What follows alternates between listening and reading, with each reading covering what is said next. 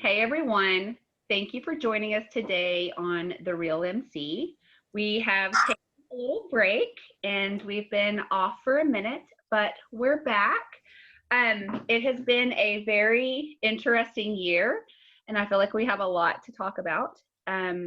Closing out 2020, you know, I'm in a completely different place than I was before quarantine, before the pandemic.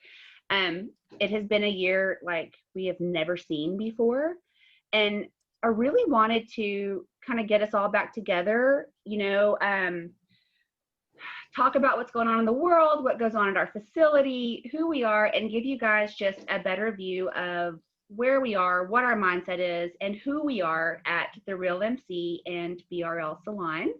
Um, Joining us today, we have Victoria. Hey, girl. She is a stylist at BRL Salon and fabulous. She's an extension specialist. We have Tabitha Swinarski. Hey, girl. Tabitha is with us at MC and BRL. She is a professional makeup artist and has her own makeup line, which is amazing. I use most of your pieces. Love all of it. And then we have Jen Oakley. Hey, girl. Hey. Jen is a hair extension specialist at BRL and also the brand ambassador for the Real MC Hair Extensions. Thank y'all for joining us, guys. So I just want your take on 2020, the real on 2020. What was that like for you, quarantine? How are you different post quarantine and coming out of this? How has it changed you, and from family to business to just your mindset and who you are at your core and your soul? Just take it away.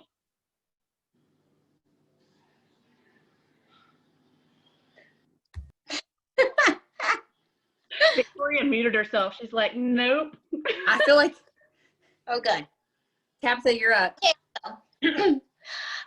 So 2020 definitely was crazy for everybody. And that's one thing that I felt like we could all take away is that we were all on the same playing field for one time. Like, it didn't matter if you were a celebrity or, just a friend or a grandma, granddad. Everybody was really going through the same thing at the same time, which was very unique to something we'd never experienced in my lifetime for sure.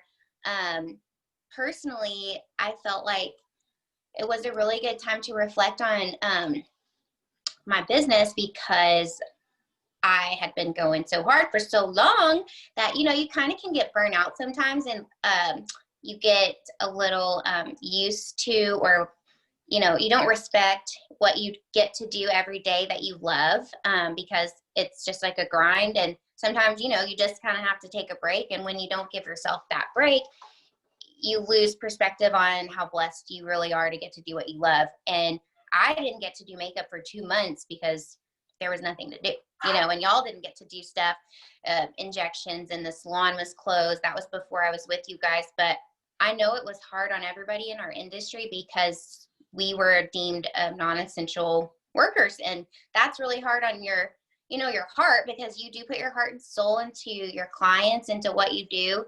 And I felt like whenever we were like let out, I had a renewed, sense of energy for what I do. And it was like, I didn't want to turn down anybody, it gave me a really good, like, refresh and just a sense of like, oh my God, we're so blessed to be able to do everything that we get to do, not only work, but just go to a restaurant. There were so many things that I feel like we took for granted that really were just, shown in a different light, and we had a different perspective of it. And it just makes you way more grateful and intentional every single day, because, like, I think back all the time to March and April when, I was just here homeschooling kids and whatever. And I'm like, it's such a blessing to be able to do what we love to do, and, just simple things like that. So I feel like it just really gave me a, recharge. I love everything you just said. I am a person who doesn't know how to turn it off. I don't even sleep. I wake up at 3 o'clock and Cody, I have to make sure he can't hear my nails clicking on my phone. I'm like, can you hear me? Yeah. Complete psychopath, never stop, always go. And I love what you said, because I realized a week or two ago, Jen, I know I said this to you at work. I realized that I get to take my kids to football practice every night till 8 o'clock, all of them. I get to go to work and work with such amazing women. And I have friends that are like family, that are patients. And what we have up there is so cool. I am so appreciative for that place. But I got a little, you can get burnt out when you go like that. You have to do things sometimes. And it was really a good feeling to get to do the things, to get to be with my kids more. And in our house, before this, I feel like there were a lot of things that my husband didn't do with our kids, and everything was kind of me. And this shifted my household in a huge way, because my husband he's found a relationship with our kids, and not that he wasn't close to them, but he's found a relationship that is different and closer and more intimate with our kids. And so he's naturally jumping in more. This afternoon after school, they made bags for the homeless to keep in his truck for when they see homeless people. Like, they're doing things that I never thought I would say my husband and my kids are doing together. So I love everything you said, Tab. I think going back to what Tab said about, staying home and being home with the kids, and, getting that time that we just really didn't take, was really good. I liked spending time with my kids, but at the same time, I was like, okay, when are we going back? Because I'm ready to have some adult interaction. I was so, kind of just over being home, looking at the four walls, watching cartoons and nothing else. I was ready to get back to work and just be with adults and doing things. Cody and I went through this period. We're not used to being together all the time like that. And at first it was like, well, and he's not ever been around to like watch my day to day, or we weren't that close. I don't know. But he started doing this thing where he's like, where are you? And what do you have to do now? And where are you going? And I'd be like, I'm watering the freaking flowers. God. And then there was this one day I told him, I was like, I need you to crawl out of my butt and sit on the curb from 9 to 5 every day, because I need to do this. But then we got kind of codependent. And so now it's the exact opposite with my kids and even my dog. I cry when I leave my dogs and go to work. I cry when I have to leave my husband. I'm like, but I love you and I miss you. He's like, you haven't left yet. So now we're just codependent. So I guess that's healthier than go sit on the curb from 9 to 5.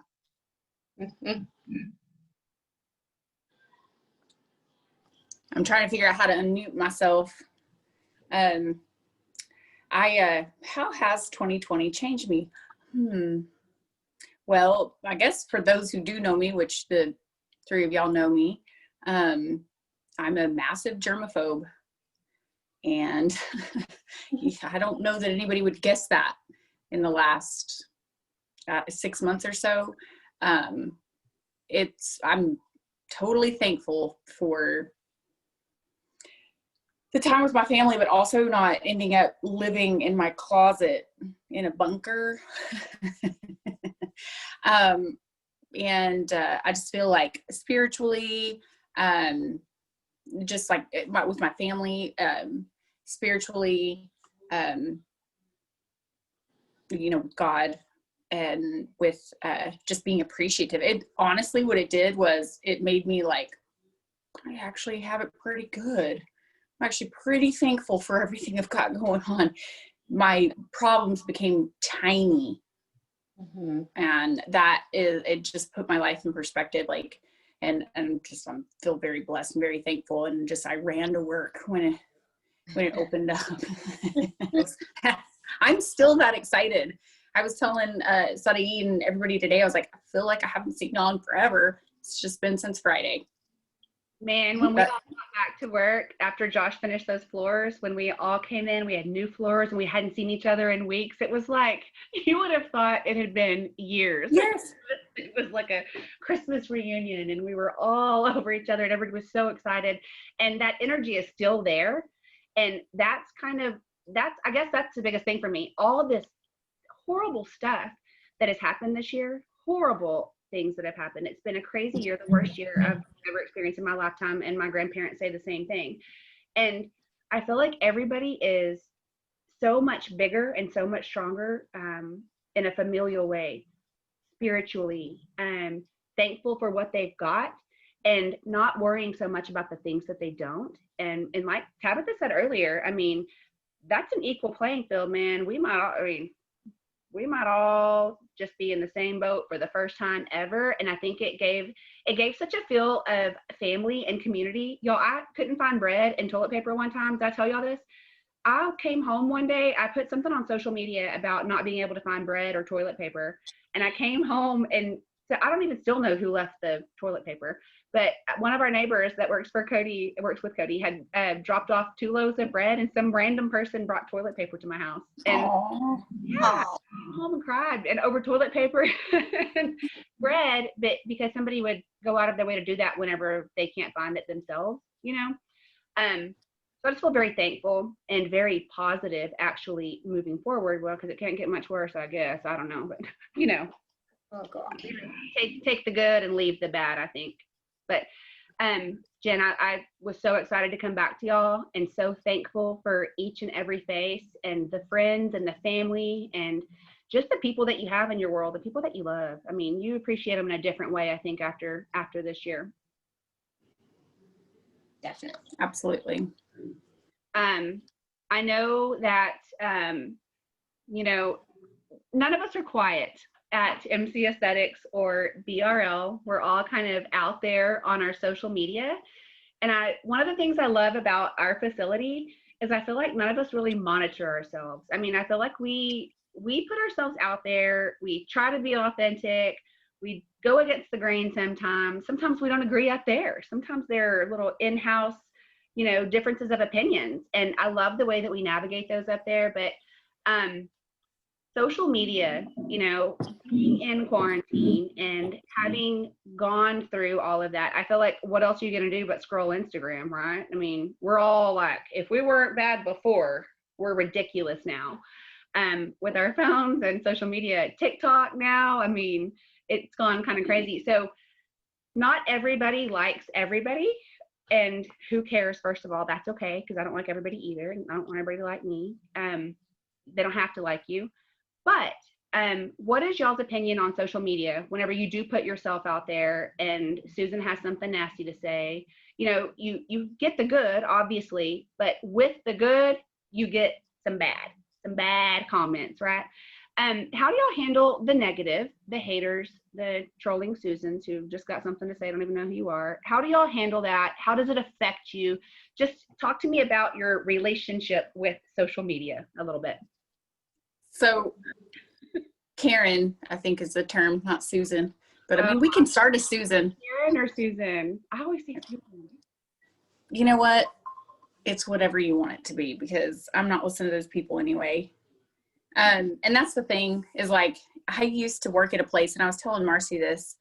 I used to work at a place with a bunch of hairdressers, and they used to, oh, what is she thinking she's doing on social media? And, well, look at what she did today. And, oh, did y'all see what? And what's funny is that whenever I got away from that, you can actually hear it. So you start posting, it's like you're dancing like nobody's watching, because nobody, I mean, you can say something to me, but who are you? I'm not for you, and that's fine. Or I am for you, and great. The deal is that we are, like, I wished, and this is what I told Marcy, of course, this is maturity, and I don't know that I'm there yet. But no, I honestly, it's like, had I known as a teenager, like, I don't care what you think about me, like, and not in an ugly, negative way. It's, you know, like, I guess if you don't, not everybody has to like you, and that's okay. And you know what? You don't have to hear them either. I mean, if I were to read, Marcy told me one time she posted a video and it was of her doing your plasma pin on your eyes, and you're like, don't read the comments. Don't do it. But I started reading them, and I was like, I was getting so heated that I was replying, and she was like, quit reading the comments. And honestly, it's like the best advice ever. I stopped reading comments even on my own and on my own stuff. And I was like, hey, I can't hear you, you know? You know, I had to tell Cody and Garrett both to get off there and stop reading what people were saying, because they would both come out like hulked up and ready to go. Like, who's that? Like, it's some troll and wherever, who cares? And so I had to really like talk them down off the ledge and be like, everybody calm down. We're not going to read these. And some of them were so nasty and some of them were so bad. I did read them a lot because they entertained me, because is that constructive criticism? Some sick way. Like, is that self-help in a sick way, the backwards way? But I read them and some of them were so ridiculous and so sad and so funny that you can't even get mad about it, because if you're spending that much time and you don't know me worrying about what I'm doing, if I want to permanently mark my eyes up like that, it's none of your business. And so move on. If you don't like what you see, take what you don't, or, you know, take what you want, leave what you don't. And so if you're spending that much time worrying about what I'm doing, you are spending zero time worrying about what you're doing. And so you're probably not getting very far. And I think that's my whole mindset. If you've got something negative to say, first of all, I don't believe in negative anything, definitely not negative business. And so if you're doing that, you're just doing yourself a disservice anyway. And like Jen said, who cares what anybody thinks? I tell my kids are all so different, and I feed their eccentricity in my house. I feed that because I like to be eccentric. I like the way that I am. And so I want to feed whatever that is in their soul that drives them, that somebody else might say, oh, don't do that because people are going to make fun of you, or, oh, don't do that. I mean, I let my kids wear mohawks and ties with athletic shirts and cowboy boots to school, and they're going to have to fend for themselves. They'll be tough if nothing else. Okay. Mm-hmm. No, it's funny you say that about your kids, because last week I had a situation with Sailor, and I mean, I was such a sensitive kid, and I told Jen this because, you know, our kids are in the same class, but a little girl, you know, had said something silly to Sailor. It was silly to me, but she didn't want to go to school the next day. She was crying and upset. And I had a huge talk with her, because I was like, you know, I put myself back in my 8-year-old shoes and said, I knew that would upset me as well. But, you know, when you grow and you mature and you get older, you realize, you know, you can't control what other people are going to say. You can only control how you react to people. And that's what I tried to coach her and tell her, or not coach her, mom her, you know, I'm like, look, you know, there's going to be a lot of things that you face, especially being a child and being a girl in this time through your teenage years. And you can't let your tender heart get, you know, in the way of being a strong girl, a strong woman, because it's not going to be the first time someone's going to like say something that hurts your feelings.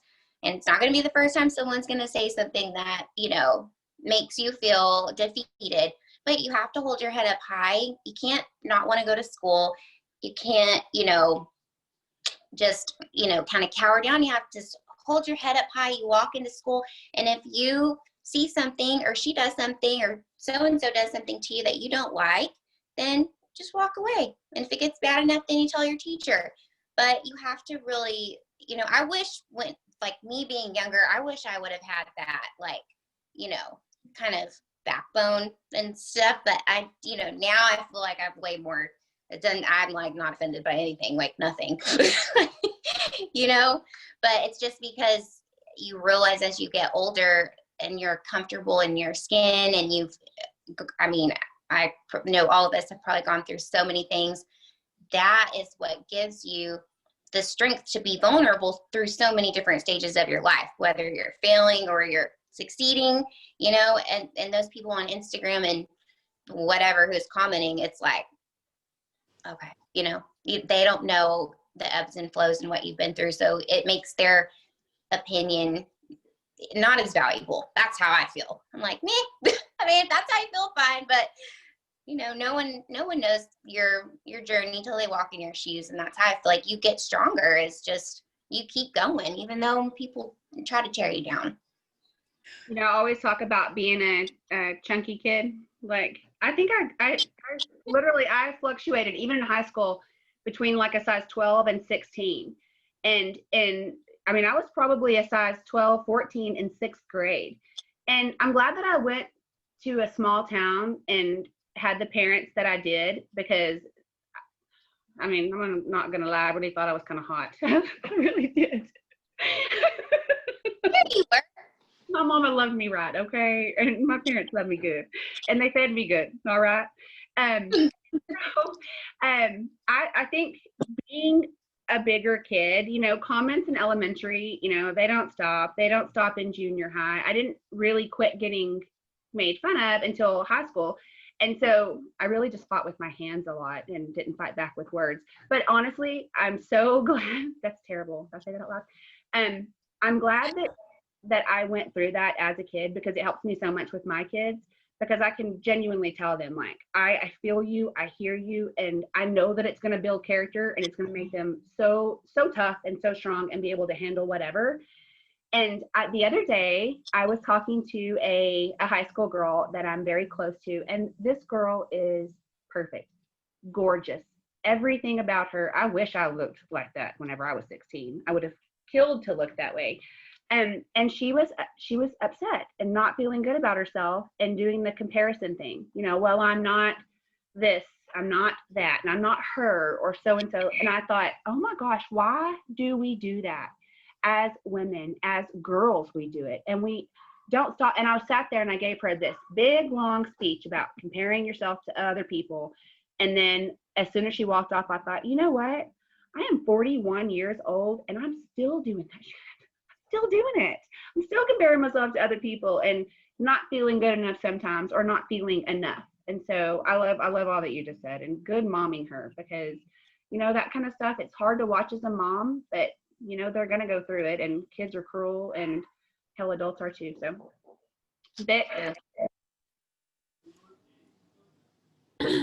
Yeah, I get what you're saying. I think that bullying has really amped it up.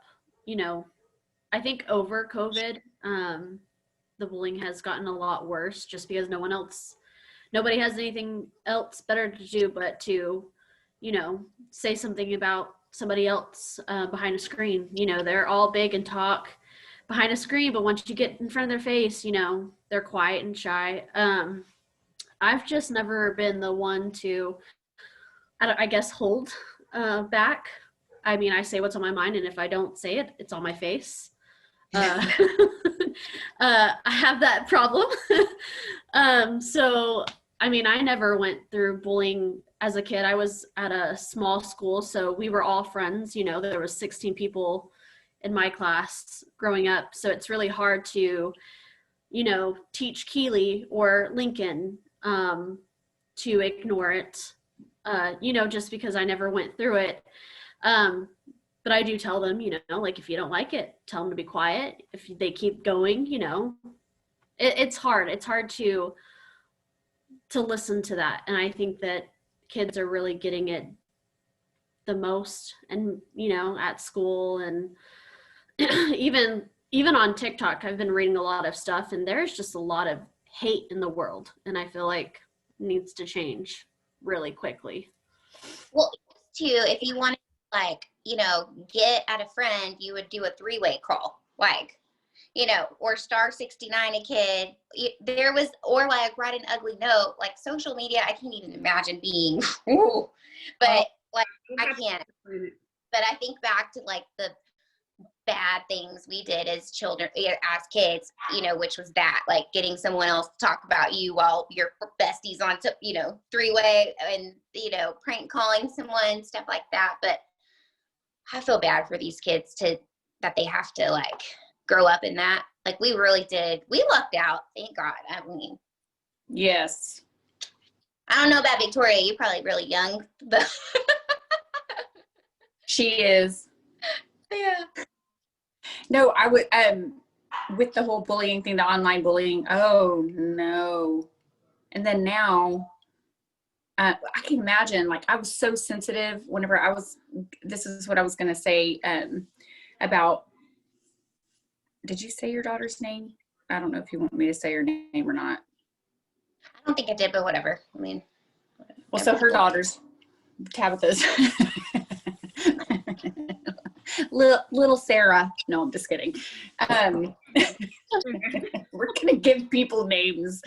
So it's funny because I mean, just being sensitive and all that, you know, I was very sensitive, which I was going to point this out. I only know this about Marcy. I don't know about Tabitha or Victoria, but not that I was necessarily like bullied, but people made fun of my hair all the time. And my brothers were like captain of those ships. Okay. It ate away at my whole, like, it's what I do.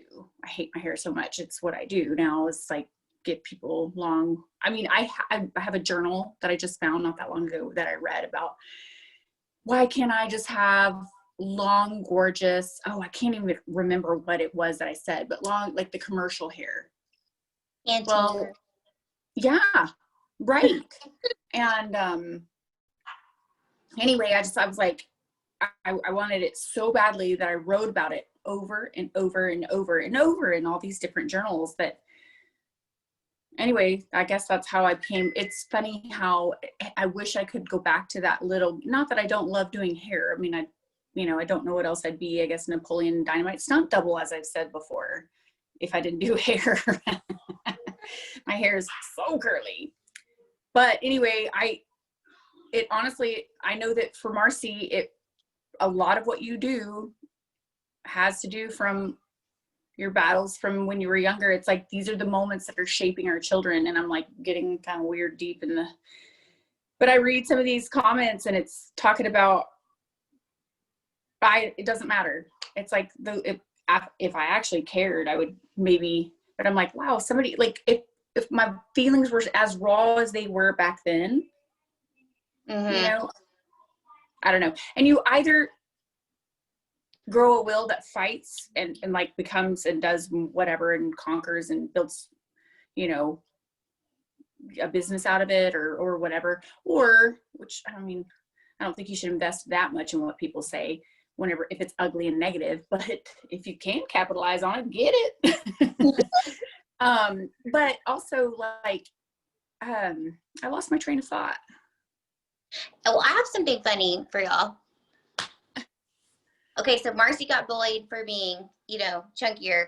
I was made fun of because I was so skinny, and I was literally, which I know is like, you don't think it's a problem, but like they would call me chicken legs and they would call me elf because like my head was skinny and my ears were bigger, and like I mean, I would eat like peanut butter and jelly sandwiches and take like weight gainers at night because I mean, I was just tall and I was not the pretty girl. Like all my friends were pretty and developed and I was not, but I call it the ugly duckling syndrome because really it gave me like, I feel like you knock them down at first and then whenever you start to like blossom, you know, you just have a really good sense of yourself. Like, okay, you know, I know who I am on the inside. Like I still kind of feel like my 6th grade self or whatever, but it's nobody from the beginning. I didn't grow up like that. Like that was my friends. I was friends with the pretty girls, but I was not like the pretty girl. I was tall and skinny and lanky and not cute. Like people thought I got a nose job when I got out of high school because my nose was bigger. And it's like, it took a while to grow into my features, and not that it's like perfect now, but I'm just saying I get the whole, you know, thing of like you're being made fun of for how you look, which the people that made fun of me for how I look, and I'm sure Marcy too, and you, like, it makes me laugh now because you look bad, you're like, you know, I'm doing okay. Okay. Careful with. You know, it's not easy stuff that builds you. Your easy stuff in your life is not what builds you or shapes you or drives you or gives you any kind of grit. It's the hard stuff. It's the struggles. It's the tough stuff. And yeah, Jen, 100%. My childhood shaped who I am in a million ways. Just all of it. Every piece of my childhood built who I am right now. All of us. And you don't want to watch your kids hurt because those seeds plant insecurities that follow you until you're 41 years old. And it's hard to watch. And Victoria, thank you, everyone on this planet, that we did not have social media whenever I was growing up, because I'm pretty sure my kids can't hold public office just based on what is documented thus far. So if anybody would have been around back then, no. So I'm glad none of that's documented. I've never been a politician, y'all. Yeah, Still, I can't I ever mean, do it. still won't. That's what, whenever they talk about President, I'm sorry, I'm going to go here. Whenever they talk about President Trump and what he said, I'm like, I'm a woman and I'm shameful and sad, but I've definitely said worse than that. Yesterday in the break room. Okay. This morning while I was eating my cereal in front of my whole family. No, I'm just kidding. Worst to my children in my head for sure. Like, Garrett told my dad one time when he was a little bit younger that he was going to be the third president out of Midland. And I was all like, as a mommy, I was like, oh. And my dad goes, honey, with a mom like yours and a grandpa like you've got, there's not a chance in hell. oh, Sorry, kids. It trickles back to that part. It's that bad. Don't try. So I want to talk a little bit about what we all, and when I say all of us, the four of us, for sure, and most women out there, working is hard. Your job is hard. It's hard to have a full-time job. It's hard to work for yourself. It's hard to work anywhere. It's hard to be a mom. That stuff is hard stuff. It is really hard to do both of them at the same time and do them both really well. This is an area that I feel like I'm always going to struggle with because I'm crazy and I have 4 sons. And so I'm always going to be struggling for balance because there are so many people other than myself or my job to take care of, but that has priority too. So I want to hear from you guys. How do you find that balance, and do you find the balance? Because most of the time I feel like I'm running around in the middle of a tornado, dragging a kid and looking for a lunchbox and throwing a helmet into the back of I feel like it's this craziness that never stops, and I don't always get it right. But I just want to hear from y'all. I mean, some of it, I know it's some mornings are better than others. But it's tough to get out of the house. It's tough to get home and homework and get them to practice. And how do y'all manage all that? So when I wake up in the morning, my feet hit the ground and I'm like, oh yeah, that's right. I'm not Marcy. I got all this free time. Whatever. I don't know how you do it. I'm not going to lie. Sorry, y'all go ahead. No, I personally, I will say how I do. I don't do it. One of my friends said something recently. She said, there is no balance when you're a mom and you work. There's counterbalance, and you do the best you can not to let it all fall apart and crumble, but you've got to quit striving for perfection. And that's something that I struggle with personally as a human. I have a child who is just like me, and I watch him and I'm like, don't make life so much harder than you have to. Just pick one thing and do it really well. Don't do 20. And it's his personality as well. And so, because I'm like that, I always say I'm going to say no to things, and then yes comes out. And I don't know what is wrong with me. But I just try to keep them alive, and perfect is the enemy of good. This is a quote that I found a couple of weeks ago, something I was reading, and I had to sit and think about it for a minute. Perfect is the enemy of good. You know what? Sometimes just done is good enough, and sometimes delegation is not so bad. And so I've had to learn, especially through quarantine, with Cody being around more, it's been easier. That my mom one time stayed with us and said, Marcy, just let him do it. He doesn't have to do it like you do it. Quit micromanaging people to the point of exhausting yourself. And so everything doesn't have to be perfect. And if you're going to be a hustling mom, things aren't going to be perfect. Tabitha sent me a picture the other day that made me laugh so much. And I do things like this daily. And a friend sent me something really funny the other day also. But Tabitha sent me a picture of her kids' Christmas pictures, and she zoomed in on her little boy's shoes, and they didn't match. So we don't always get it right, and sometimes it's crazy and hairy. And then I have another friend who's actually a patient also, and she had her kid made her own lunch, and it's like that Instagram post that we've all seen, but it had an MC Aesthetics ice pack in it and a White Claw. Oh my God, that's funny. I would have let her take this to elementary school. Like, can you imagine? But it was on an NC Aesthetics ice pack, and I was like, well, it's a rough morning over there. So anyway. Oh, that's funny. So Tab, Tabitha, I need that picture. I'll post that. I'm probably gonna post your Napoleon Dynamite kid pictures too. Just because it makes my whole life. I love you. You have to do it. People have to know why I do what I do. Jen, real quick, while you're up, how do you manage it? You know, you have 3 minutes to get all the places all the time. What do you do that helps you, counterbalance? Drink. Okay, 4 or 5. What do you do in the daylight production hours? Privately drink. Drink in the break room. Drink in her Trump mug. That's what it is. That's what's in that mug. Yes. It's my glitter. What is it? My glitter drink. I don't know. Jessica, no, I do not want to. I'm just kidding, by the way. If clients see this, I'm joking. Julia's teacher sees it. I'm joking. Oh my You God. what? Not me, only Jen. Not to stick faces. Only Jen does.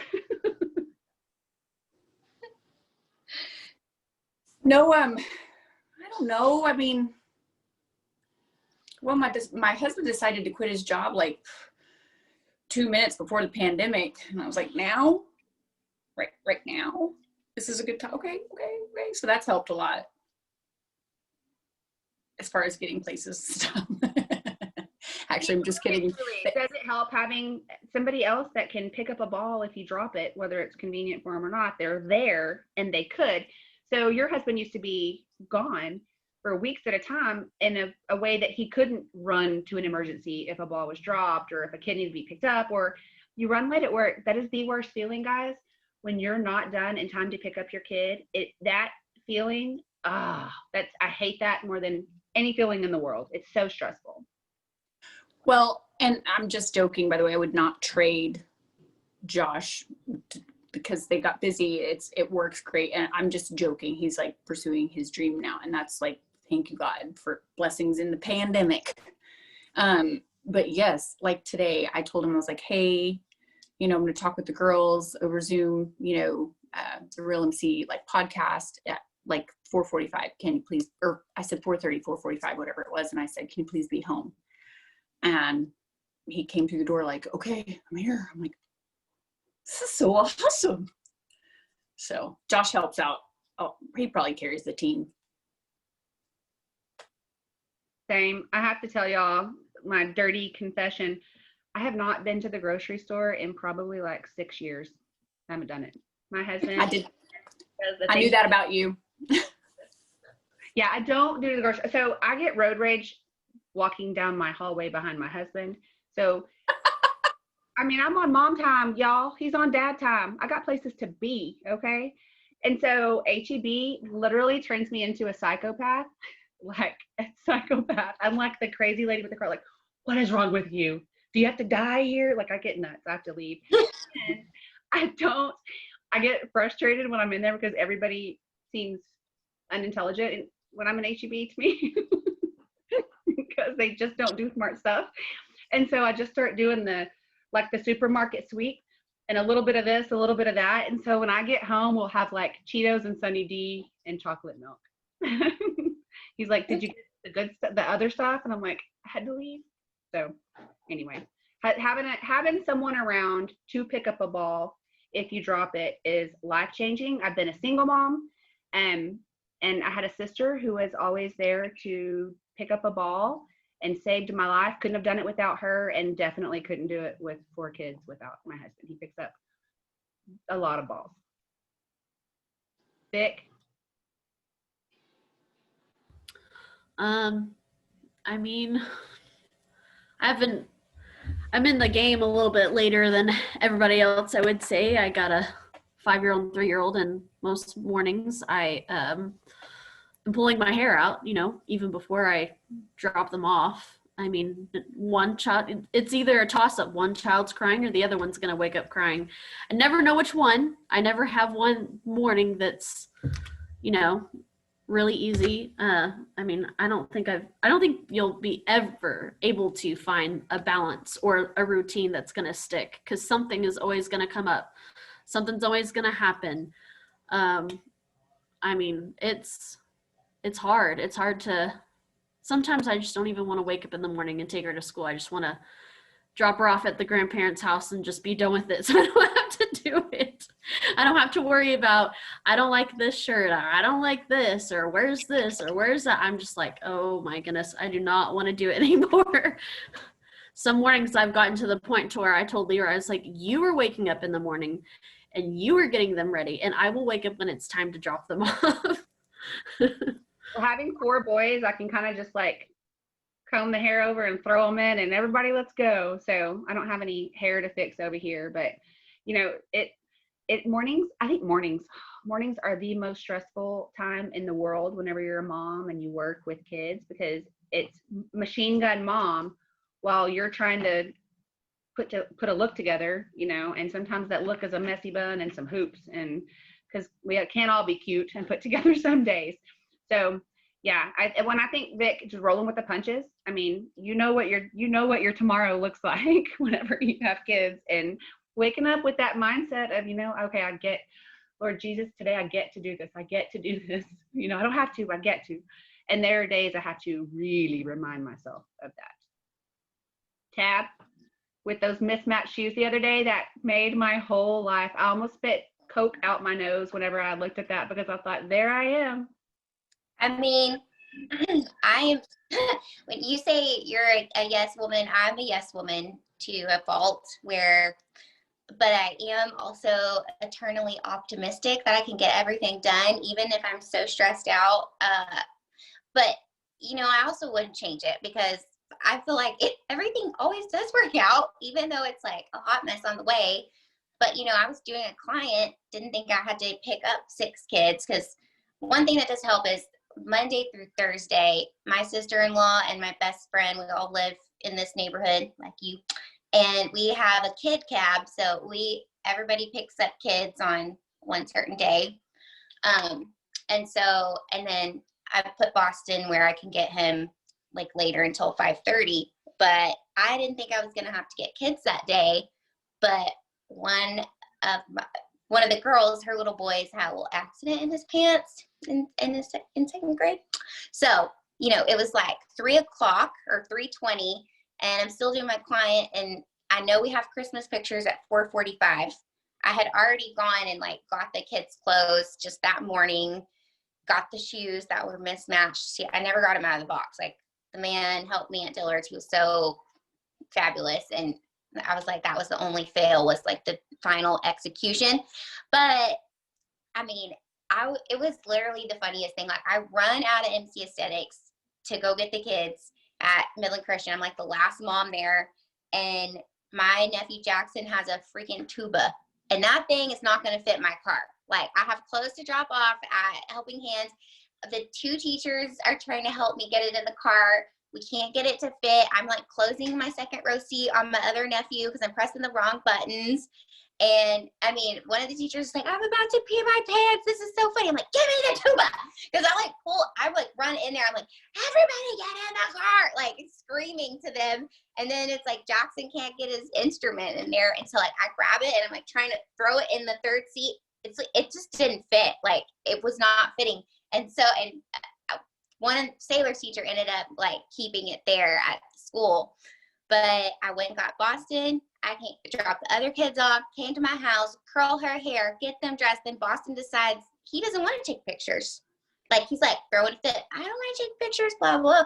So that's why I like put his jeans on him, grabbed his shoes that were in the box, threw his sweater in the cart. I grabbed our dog because I'm like, Sailor can take pictures with JoJo. Well, as soon as we get to go like where we are to take pictures, he wants to take pictures, which I knew he was going to do. So like I have his hair stuff in there. I'm like fixing his hair, go put on open the box. And I'm like, freaking 2 different shoes. Like, and I just started laughing. I was like, this is my life. Like, it never feels like I'll get it done. It might not be perfect, but I mean, at the same time, it's really fun and exciting. And I will always like do whatever I can to get things done. Even if I'm about to have a heart attack, I'll still do it and say yes. But yeah, I mean, other than that, like, I really don't. I set my clock 10 minutes fast. My husband actually did that, so I'm not late all the time. But I still tend to be a little bit late. And I order the HelloFresh meals so we can have dinner. So I cook them. But, you know, they come. But really, I mean, Brian works so much. That's my problem is, like, I don't have a lot of help at all anymore.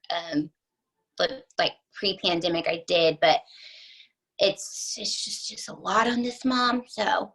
But it's fine. I mean, I'm fine. Fine. It's fine.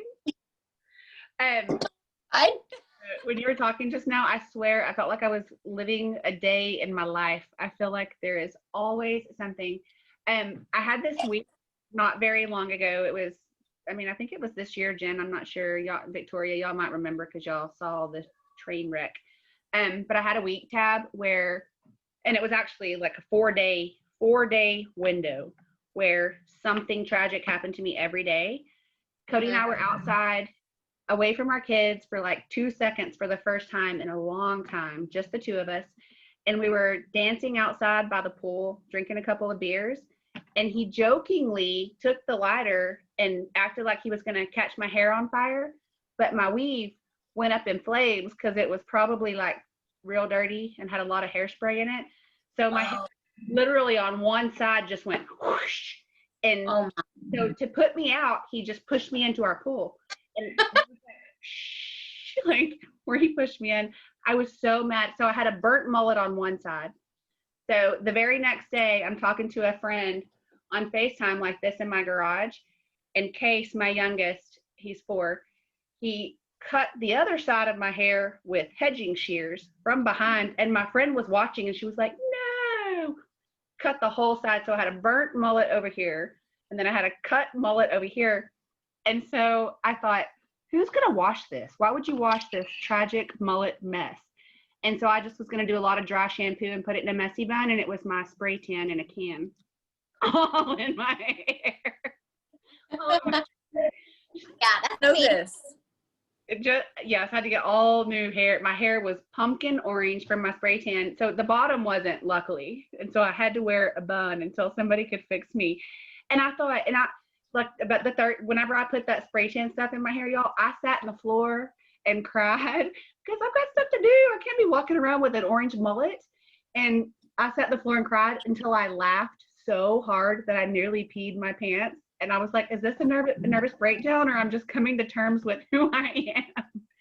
And You just have to live till you've lived life on the edge. I mean, there's who needs it? I'm like, me. It just have a kid. Schedule. That's just so boring. Like, I'm kidding, but no, it keeps me on my toes. I'll tell you that.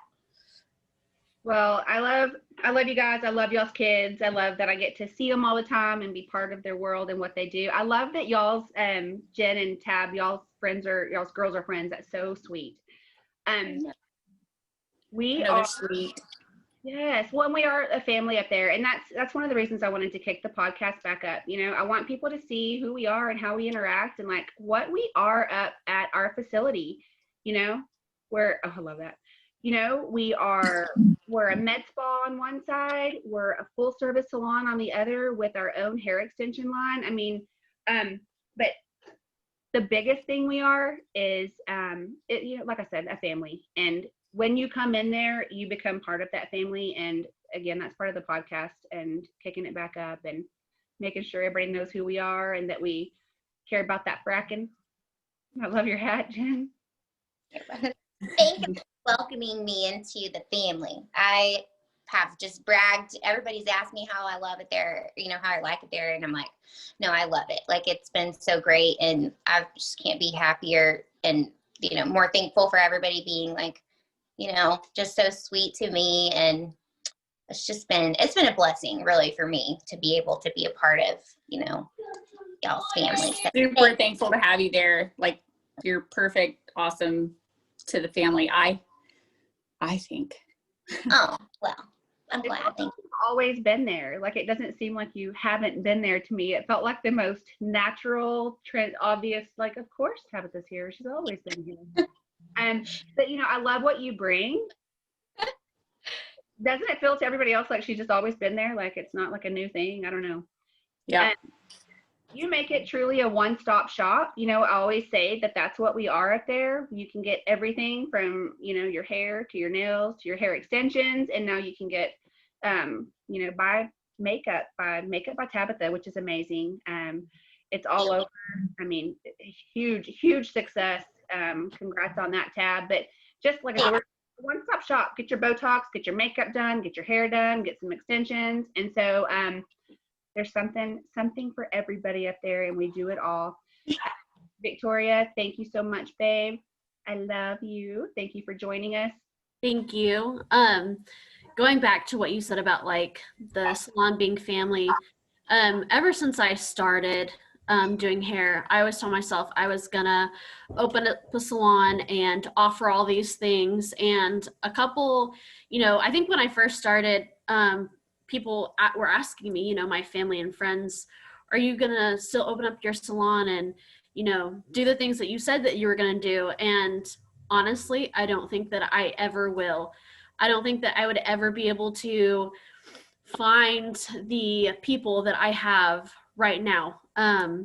Being up at the salon is probably, it makes me feel good. I want to be there. I'd rather be there than sometimes be at home with the kids. It's just nice to have friends, and it doesn't even feel like a job. It just feels like a bunch of us are together doing hair, you know, in one big group. I've been to a bunch of salons. I've worked at a bunch of salons, and I never had what I have there, you know. As soon as I was done with work, I would just immediately leave. You know, I never sat and just talked and, you know, been around the girls and, you know, talked with the girls like I do today. You know, it's amazing just to go up there, and I love just being there, even if I don't have to work. You know, it's nice just to go up there and be with friends. We are a family. You know, it's really, really nice. You know, my car wants to go there. Sorry, Jen. Go ahead, babe. I was just gonna say, I mean, I've done hair 18 years now, I guess, and I hope you can't hear my knee hitting the desk, but I mean, I feel the same way Victoria does. And I know, Tabitha, I don't know that you've been in a salon, but I mean, if this is, I hope that you feel comfortable. I hope that everybody, because we all love you, and obviously Marcy, we all love you, and obviously Veronica. So I have to tell y'all, we call Victoria. See, I don't even know who your real name is anymore. We call Victoria Veronica. It's her alter ego. I like to call her Captain Save-A-Ho, and Victoria is Captain Save-A-Ho. I love it. She's direct, and it literally feeds my soul because I'm a very direct human, and so I just live for that. And sometimes the things that fall out of my face, I'm like, did that just happen? But it's what went through the brain first. Victoria's so much like that. And so it might be a day where she's like, you need to get your Botox done. You need to get some dry shampoo. You flat crap. Like, I don't know. It's so funny. So we call her Captain Save-A-Ho. Hey, buddy. He got really sad that he thought I wasn't here. He was trying to get it all. Oh. He just wants some chocolate milk. But okay, well, we'll finish up, guys. I love you guys. Thank y'all so much for coming on today, and we'll be on every week. We're going to mix it up. It'll be different people from our facility, just zooming and talking about what all's going on up there, getting to know us a little bit. We are going to have a walk-in Botox party on Saturday at our facility. Woohoo! Saturday before Thanksgiving. So that'll be fun. You don't need an appointment. You can come in, but just make sure you go ahead and get on the schedule or plan to be there on Saturday for the walk-in party. I love you guys. Thank y'all so much. And thank you guys for watching. We will see you next week for another episode of The Real MC. Bye.